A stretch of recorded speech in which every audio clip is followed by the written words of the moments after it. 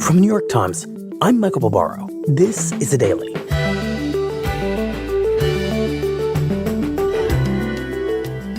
Today, since the start of the war in Ukraine, President Biden has largely stopped making the case for his ambitious plans to fight climate change and has instead focused on pumping as much oil and gas as possible.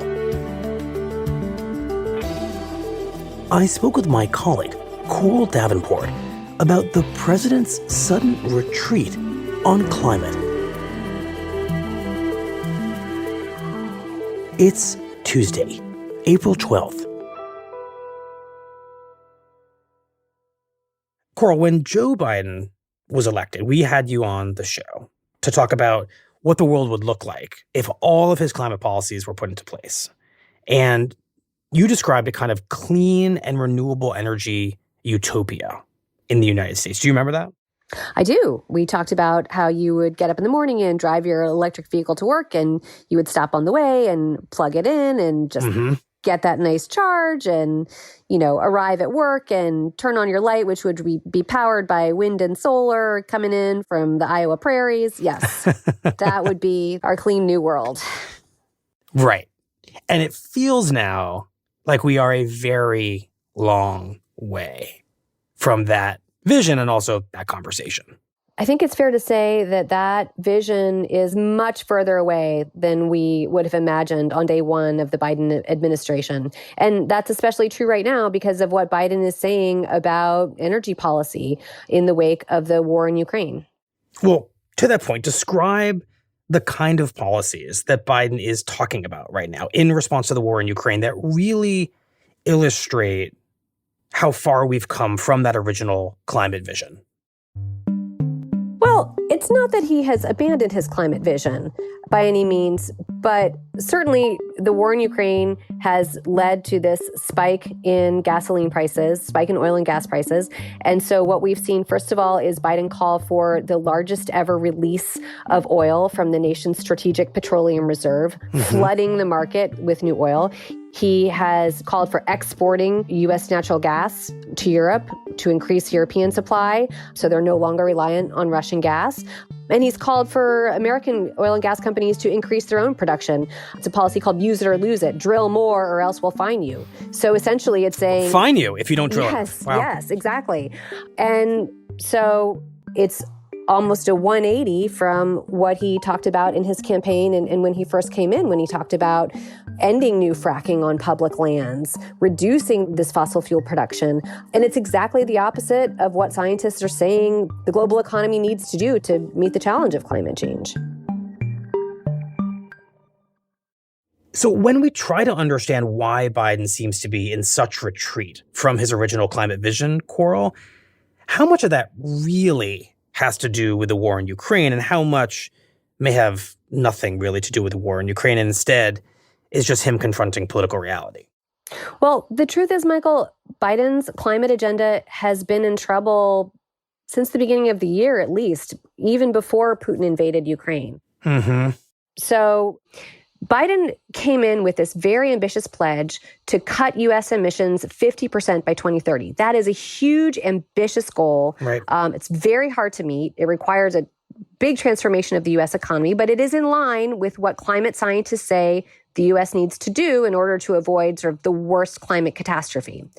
So Biden had three major policy agenda items to meet that goal. And one by one, they've all sort of stalled, not totally died, but, maybe hanging by a thread. Okay. The first one, the biggest one, is a series of clean energy tax credits embedded in that giant Build Back Better bill, of course, the $2 trillion bill that you have done so many episodes on that has been stalled in Congress since the end of last year. Right now, still, not likely to go anywhere because Joe Manchin, the swing vote in the Senate, has opposed it. We still don't know where that's going. Right. For all practical purposes, those clean energy tax credits are hopelessly stuck in Congress. There's no immediate sign of them being revived. So what's the next stalled Biden climate policy? So There's a regulation, an EPA regulation, that the administration wants to do on power plants. Power plants are the second largest source of fossil fuel pollution in the U.S. Mm-hmm. The EPA has been working on a major regulation to reduce carbon emissions from power plants. Ideally, they would want to have something that would transform the U.S. electricity sector, so it's mostly wind and solar. Problem with that is that it has been subject to a Supreme Court lawsuit. The Supreme Court has not yet given its verdict in the case on this regulation, but given the Trump-appointed justices, the general leanings of the Supreme Court, pretty much everyone, including the administration itself, assumes that the Supreme Court is probably going to severely limit what the administration can do on this regulation. So they've put the regulation on ice until the Supreme Court makes its decision. So that's off the table for Biden as well. What's the final policy? The third piece of meeting this commitment is another regulation. This one would be on cars. Vehicles are the number one source of greenhouse gas pollution in the U.S. Mm-hmm. President Biden wants to do a very ambitious, far-reaching, sweeping regulation on the auto industry that would essentially force them to much more rapidly build and sell EVs to the extent that half of all the vehicles sold in the U.S. are EVs, electric vehicles, by 2030. But that has run into trouble as well. There's political challenges. Auto unions are very worried because it takes a third of the number of workers to build an electric vehicle as a gasoline vehicle. So they're worried that that rapid transition is going to cost a lot of union jobs. Mm-hmm. And so essentially what's happened with that regulation is right now it's going nowhere. We don't expect to see it anytime this year, maybe next year. And at the end of the day, it may end up also being much less ambitious than President Biden had originally envisioned. So just to summarize this, well before the war in Ukraine, the three major elements of President Biden's climate agenda were either stalled or had collapsed. And his plan really wasn't going anywhere. Yeah, and I don't think people who work outside of the climate bubble really understood that. I think there's an understanding that Build Back Better bill is kind of the center of what Biden wants to do on climate, but that there are also these other pieces that he can do without Congress, these two big pieces, on power plants, on cars, that they can move ahead on climate without those. And now those two pieces are also running into a lot of trouble. Right. It's not just Congress. Basically, all his major avenues towards a big breakthrough on climate are not working.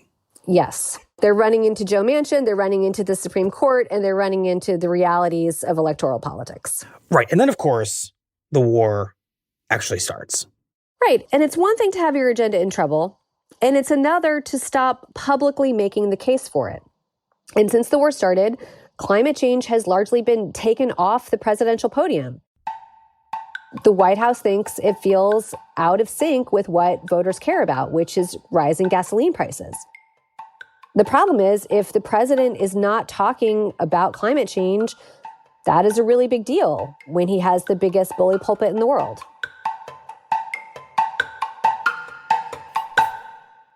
We'll be right back. You and I are here listening to this episode for the same reason. We like, or in my case, love, listening to great stories. I had this moment with my friend Christian a few years ago. We were talking about this amazing article we had both read, and it occurred to us. There's all this fantastic journalism written for the page, but what if we could listen to it? I'm Ryan Wegner, and that friend and I, we created Autumn, which curates the very best stories from the world's most respected publications, so you can hear them read aloud by world-class narrators. From the New York Times to The Atlantic, Rolling Stone to Mother Jones, Autumn is how you can experience stories in a whole new way. Download the Autumn app or go to autumn.com. Subscribe and start listening today. That's AUDM.com. So, Coral, when and I guess where do you start to see the president stop really making the case for climate policies once this war is underway? Well, the prime example of this, Michael, is the State of the Union, which, of course, that's the president's kind of biggest bully pulpit moment of the year. It happened just a few days after Russia invaded Ukraine. Right. And of course, people understood that that was probably going to have to be a central part of the president's speech. But a lot of climate activists and also lawmakers and people within Washington who really care about climate policy, people within the White House thought that this could be a really good moment for Biden to actually lean into his climate policy, to make the case to show, look, this is a moment where we need to stop being reliant on oil and gas at all. A way to cut off the influence of petrostates like Russia is not just to cut off imports, but to push our policies forward towards EVs, towards renewables. So we don't need oil to fuel our cars. So we don't need gas to light up our homes. That was a message that they thought was really right there and ready for Biden to lean into. So in their minds, despite the fact that his climate agenda domestically is in trouble, this is a unique and perhaps rare opportunity for him to make the case in a perhaps bigger and more urgent way than ever before, because suddenly there's a war that shows what happens to energy prices when you're relying on the old fossil fuels. Right. And so, my fellow Americans, of course, the president steps into the well of the House, gives his speech. With the duty to one another, to America, to the American people, to the Constitution, and an unwavering resolve that freedom will always triumph over tyranny. And barely a mention of climate change. So how does he talk about it? Let's cut energy costs for families. An average of $500 a year by combating climate change. He makes sort of slight mentions. Double America's clean energy production. He does talk about clean energy. Build electric vehicles, creating 4,000 jobs in Michigan. He talks about jobs, really like sort of talking points sprinkled through. In solar, wind, and so much more. Lower the price. He barely even talked about his Build Back Better bill, or at least the climate pieces of it. And in fact, to the dismay of some climate advocates, tonight, I can announce the United States has worked with 30 other countries to release 60 million barrels of oil from reserves around the world. America will lead that effort. This is where he starts to talk about how oil will get us through this crisis. These steps will help blunt gas prices here at home. And so certainly he has framed this as this is a short-term solution. We're just going to do this right now. And he's framed it as, we're going to flood the market with new U.S. oil and gas right this minute, while renewables and clean energy are still important in the long term. But that's kind of the same as putting them in second place. This is our moment to meet and overcome the challenges of our time. And we will, as one people, one America, the United States of America. God bless you all, and may God protect our troops. Thank you.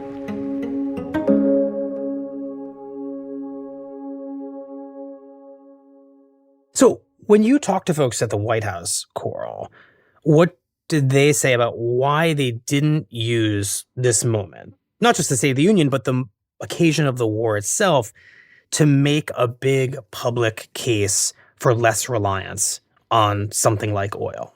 So one of the things that I had heard about this speech was that one of the audiences that Biden was trying to reach in the State of the Union was Putin himself. He anticipated that Putin would be watching. And one of the things that they were trying to go for in this speech was to kind of have a moment or an environment where there wasn't that typical partisan divide. And you know what I'm talking about, Michael, where the president says something really forceful about his agenda and exactly half the room gets up and applauds, and the other half sits there and boos and makes faces and thumbs down. That's exactly what they didn't want Putin to see. And so a lot of the more partisan policy agenda items were taken out, and climate change was one of them. They figured the climate change would make Republicans sit, Democrats stand, Putin would see it. Exactly. They edited the speech to try to get that reaction, in part to show Putin that as much as possible, this is a House united around this president in this moment. Mm-hmm. And so I think climate change got short shrift partly because of that. I also have to imagine that a big reason why President Biden might not have talked a great deal about climate change in this speech is because he knows it's his last State of the Union before the midterm elections, where he's going to face voters who are furious about high gas prices. Exactly. High gas prices, inflation. And he's setting up an agenda before the midterm campaigns. And so in so doing, he's kind of taking this piece off of the midterm campaign. This piece meaning his ambitious climate agenda. Yeah. Mm-hmm. And just to put yourself in Biden's shoes for a moment, if your climate plan is more or less stalled out, collapsed, and your party risks losing control of Congress, in part because of high energy prices, which seems like a very real possibility, doesn't it potentially make a lot of political sense to talk about gas and talk about oil and perhaps not talk so much about climate policy as a purely pragmatic political calculation? As a political calculation, absolutely. And it's not surprising. It's actually exactly what I saw Biden's former boss, President Obama, do 10 years ago when gas prices were last at the highs that they've been in spring of 2012, ahead of the 2012 elections. That was a moment when Obama really wanted to campaign on climate change, and gas prices were up, and his advisors at the time said, hell no, absolutely not, and it kind of disappeared from the campaign. I went back and I read my stories from that time from the campaign. And as you know as well, Michael, it's a lot of the same advisors, and it looks like they're using the same playbook. When gas prices are high, and that's what voters care about, and voters understand that connection between drilling and gas prices, that's what you talk about, and you don't try to make that bigger, longer connection between look, if we do climate policy and get to a place where, we have renewables and electric vehicles, then we don't need these energy sources at all. And we don't have to worry, if we're all driving EVs, we don't have to worry about gas prices. That's two steps. It requires making a lot of connections and thinking ahead. It hasn't historically translated well into political rhetoric. Right. Or into votes. Yes. Okay, so those are the politics of this moment for President Biden. But Coral, how would you describe the climate costs to what he's doing? Because it strikes me that Biden is not only retreating from his climate advocacy right now, but he's in some ways pushing policies that would seem to set his agenda back a bit, that are kind of backsliding. Well, there are significant climate costs. The first reality is that if Biden's climate agenda doesn't succeed, then the U.S. hasn't done its part to lower emissions. And, climate scientists are telling us we probably have a decade or less for the major economies to really ramp back our emissions. That's absolutely a measurable effect. And if the U.S. president isn't talking about climate change and demonstrating how the U.S. is going to meet its pledge, which is what's happening right now, the rest of the world, it really sort of takes away the credibility and authority that the U.S. has to pressure the other major economies to do anything about it as well. That's the role that Biden had wanted to play in climate negotiations. Right. And then it changes the debate back at home. And it's sort of a contest between Democrats and Republicans sort of showing how we're going to drill more as opposed to how we're going to address climate change and deal with extreme weather catastrophes. When the political debate has happened and you're talking about who's going to drill more, that has an impact. Right. I'm curious, Coral, how people in the climate world think about Joe Biden in this moment right now and the journey he's been on over the past 2 years that has brought us to this point, from proposing that kind of utopia that we talked about at the beginning of this episode, and now talking about oil and drilling. I mean, do they think of it as political necessity, as a crisis being prudently planned for?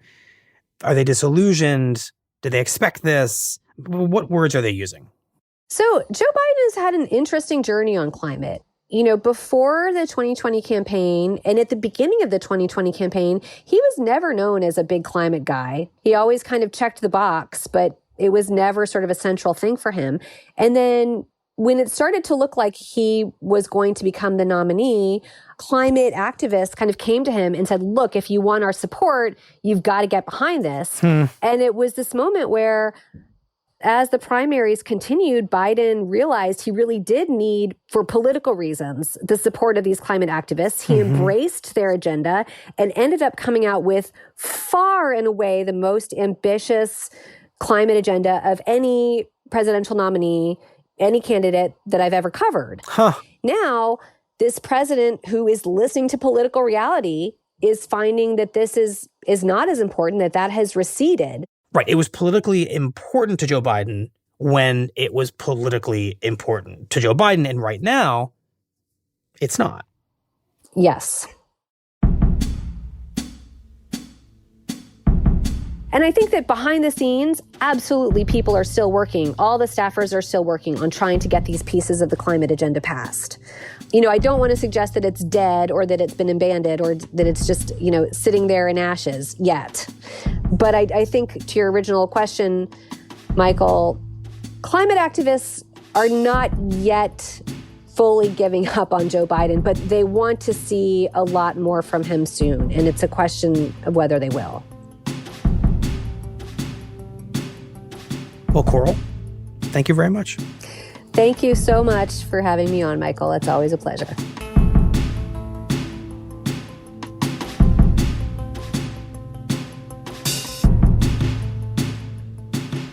We'll be right back.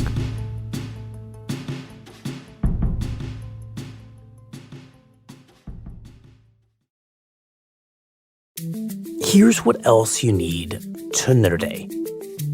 On Monday, after a meeting with Russian President Vladimir Putin, Austria's Chancellor Karl Nehammer said he was not only pessimistic about the possibility of peace in Ukraine, but feared that Putin plans to drastically intensify the brutality of the war.